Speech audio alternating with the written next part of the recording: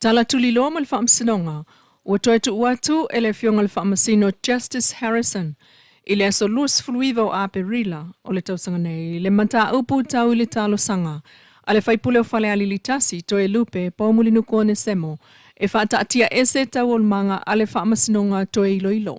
Mua muel tau nuungo le ftuna inga whaamasino malo ia o le mata upu, o ta wailea o atu la ile li ilo ia Australia ya Peter Litko, mo toi lupe. Lona lua na ia talo sanga ai le whaamasino mo se taimi e whaaurua ne ai sana fola sanga e langolango ai le talo sanga toi lupe o ta uelunga. Ai ole mta upulea na tu e wala au lea sulus fulo a pelila ma sina nei, tolu. Ma whapena ona tu Vaifanua atu ai le whaamasino. Ma toe tolo atu ai le mta upule lea sulus fulu iwa ma sina neo aprile le iwa le tai au. Wa watu fo le whaatananga ile loia lea Mr. Lithko e whaonga mai fesota inga tele vave. Fa o se swinga ua whaia le whaamsinonga, ua whaafitai ai ele loia a toi lupe, ona ele o a whaina ai le taimi whaatulanga mo le whaamsinonga au tu, lea e whaia le vai aso mua mua uni, po le aso tolu ma le aso wha. Inisio Tala, ua wha umai ma le manuia le polkalame whalawi loa mo le itu malo whale ali Leilua, lea na whaia le tau manga mwe popo ngatia mo le tolu aso amata mai le asonga fua, lea na te anei, e silia le tolu se lauta mama tina o whanau talavau ma le vaenga la iti. Na manui ai i sila fia ma le wha soa to mai SS. E le ngata awala e whaamuta e le sa solo sa wanga i tonu ainga. O le puipuinga ai o le tau fiofi. Ai o le o ino business sila iti e mwhai lava e le tina ma le atalii, po le awhafine, po le tama, o le anuu, ona mawai tupe. O business sila iti na o ina e au fia ele whaingore keke pua o mea tau lima e pe o atola ufala o ula ma le e leina o lava lava. Ile umane o le tolu aso na whaia ele wha soa whala o i tele. Mai le vaenga talavau na mai tau wina lo lato whapea mai. E ala o na sawaina tina ona o le ulu fale solo, o le alu le pinko, o le uumi o na alu ese ma le fale, o le faitala, o le aio se whaalo alo i le ulu o le ainga, o le tali upu o le tina i le tama, ma le lava o le taimi e mafuta ai. O le polkalame lea, o lo whanga solo atu i tu malo ua filia. Ua mai ainisi tu malo pe o sanga ngā lua lena saunua i le tamaitai lo i le tomanga. I vaenga o le au nanga e pe o le suswani whaaltu la fono, polo inga mo le puipuia mai sawanga, o le whale apitanga mo whanau matina, o le langolango e whaulu se tangi o tawolu manga o se whaamasinonga, whautua i whaafita au lima whaatala noa.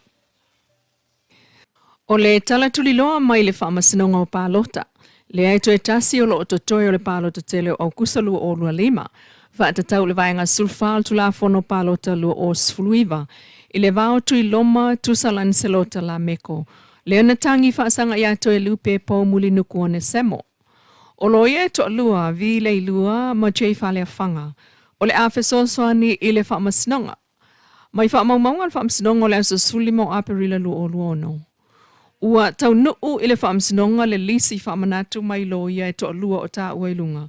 I le aso lua se fulu whao apelila. O fia i loa tonu le tūlanga o le ofisa o le loia sili le mta upulea o le contempt e pei o na watu i le ofisa o le AG i le aso lua whao mati lua o luono. Mua mue manatu fo i loia e le tau mate e tala whiaunga lava le tau fi mo se taimi le tu mau o le susu enga o le contempt of court ona o loo whaatali fo i se tala i le tau o lumanga o le toe i loilonga. Lona lua, i le whaamtalanga le whaamsinonga i le aso lua luful whao mati lua o luono, na whaase e tuai masalonga o whainga whaala atua ma le contempt of court e moli mau. I le ai o nisi na tūlai i le whaamasinonga, e na whaia le whaatatau o le whaamsinonga whaatatau i le mana o mia ai, o na puipuia o le taliton wina o le whaamasinonga, ma le tūto o tasi o isimita au pūtaluai o le loia sili sa whai maloia ato e lupe. Mai sa longo le loia sili, ia whaamauti noa e whaia le mea tala whiangai, a wane ia se conflict of interest, po o le whetena inga wa ia, tolu.